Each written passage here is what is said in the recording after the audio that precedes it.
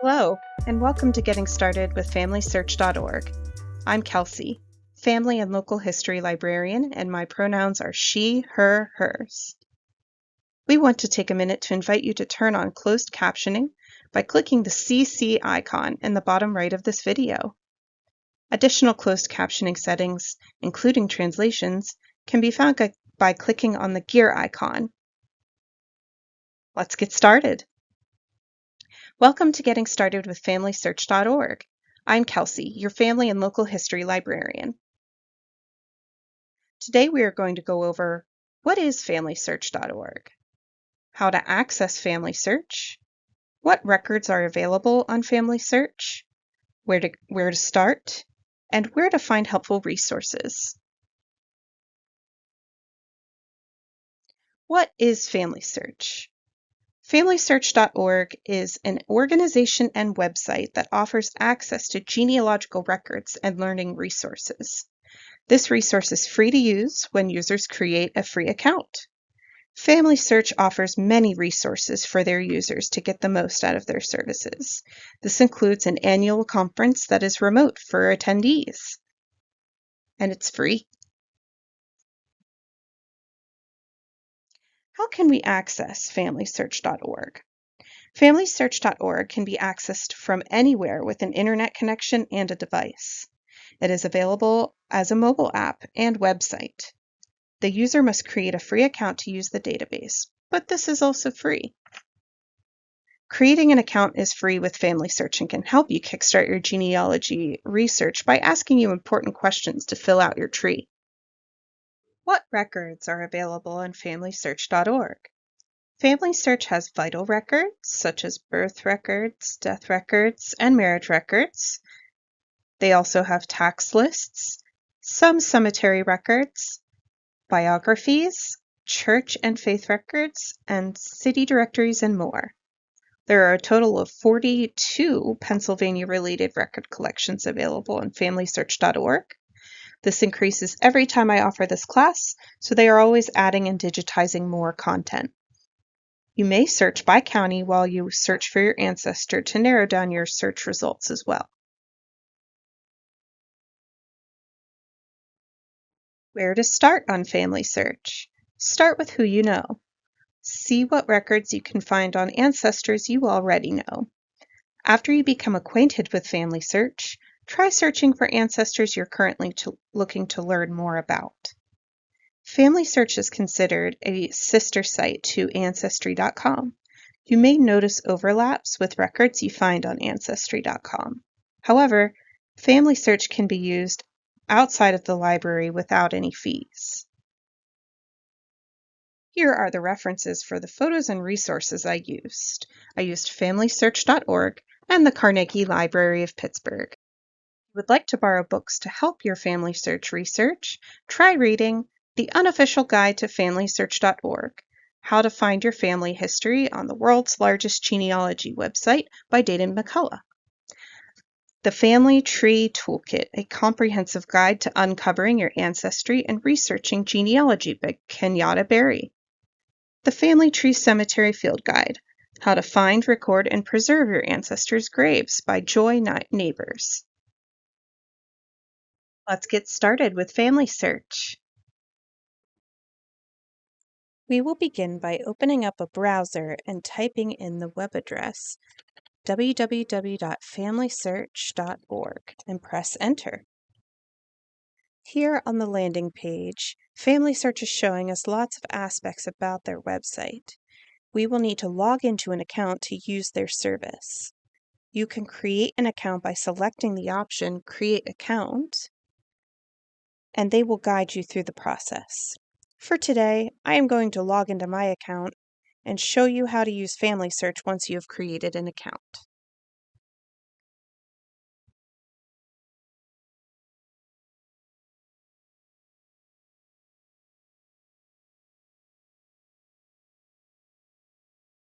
Once I've signed in, FamilySearch shows me what I recently worked on and hints for people in my tree.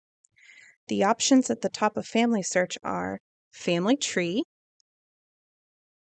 Search, Memories, Get involved, and activities. Family Tree will show you your actual tree chart and where your research is saved.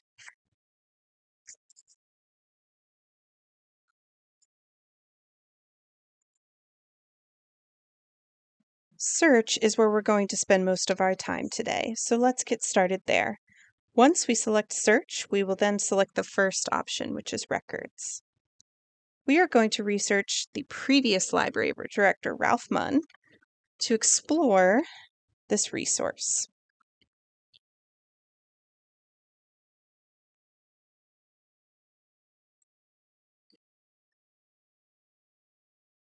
Ralph Munn lived in Allegheny County, Pennsylvania, and I know he was born in 1895, around the same time as the library. There may be more than one Ralph Munn in the research results, so we'll find a record that is linked to the Ralph Munn we are looking for.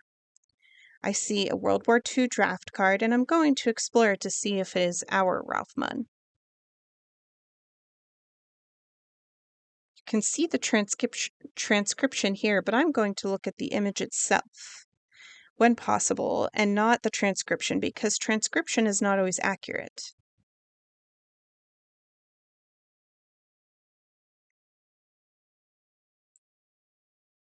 It shows that this Ralph Munn worked for Carnegie Library of Pittsburgh in 1942, which is our Ralph Munn. We can also see his address here, which is in Pittsburgh. Now that we have confirmed that this is the individual we are researching, I can save this record. Going back here, selecting Save, either to print the record attached to my family tree, or save to a source box, which is usually a great spot to place materials if you wanted to look at them later. You can also edit if you'd like, but I encourage only editing if something is very wrong. And you can also share this by email or copy the link and send it to somebody.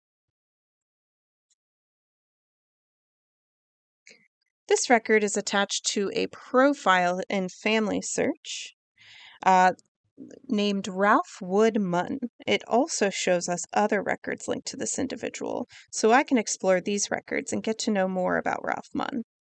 Let's see the census records here for 1940.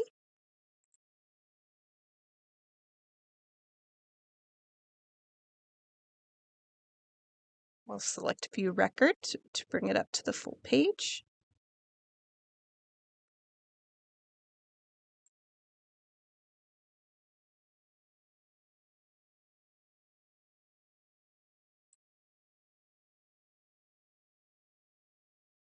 And here we can see this is Ralph Munn living on Sheridan Avenue in Pittsburgh, Pennsylvania, and he was the city library director. So according to this record and the details provided on it, this is the Ralph Munn we've been looking for. The address is correct, and it also lists his occupation as city library director. Now that we know this is our Ralph Munn, let's explore his family search profile. We'll select Person, and this will show us a profile or all of the resources attached to this individual that we know is the Ralph Munn we are looking for. We can see various details about Ralph Munn as well as records and sources attached to his profile. Many individuals have family search profiles, but to see how reliable the information is, you should always look at the resources attached. Are there records attached? Does it make sense? These look legitimate. They have United States Census 1900, and it looks like they were attached by a family search volunteer. Do the records make sense? Does it take place during their lifespan? Information for living people will not be shown usually. Living people will be listed as private unless they are not indicated as being deceased. You can also browse records by location. If you go to Search and select Records again, you can go down here and search by place. So we're going to browse places. You can choose the continent and/or country. And then from there, you can subdivide into areas. So we'll explore Pittsburgh, Pennsylvania.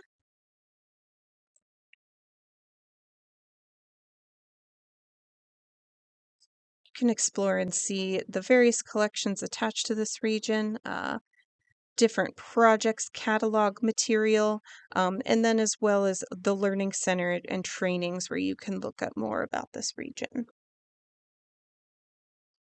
So the remaining functions of Family Search are Memories, which we'll select the overview here. This is where you can upload family photos of loved ones, articles, written memories. These are helpful because they may not belong to a library or archive, and these might be a special resource for somebody using this all the same. Getting involved, the overview, is great because if you're wanting to explore records and help with indexing, this is a fantastic way to learn and a place to start. Family Search takes you through a training tutorial to index the records on their website for others to use. If you want to explore this avenue and get to know records more, this is a great way to explore those. And our final function is activity, and I would say this is probably the newest. This is where you can participate with your family and engage them with your family research. These functions help make family history more engaging for all ages and help spark interest in family members. So one thing that I do love is I think it's all about me, and you can select a different person. So we'll look at my ancestor, Teresa Cox. You can see how much a movie stamp was the year they were born. You can also see how much a first class stamp is. So this is always a fun way to interact with your family research. Exploring Family Search and its features can be rewarding and exciting for all ages and skill levels. Family Search is an easy-to-use resource with many helpful tools for everybody to learn. And if you have any questions, you can always reach out to us at the Carnegie Library of Pittsburgh Family and Local History Department. Our staff are here for assistance for your local history or family history journey. Thank you for watching Getting Started with FamilySearch.org. More information can be found at carnegielibrary.org or by making a one-on-one appointment or stopping by your preferred CLP location.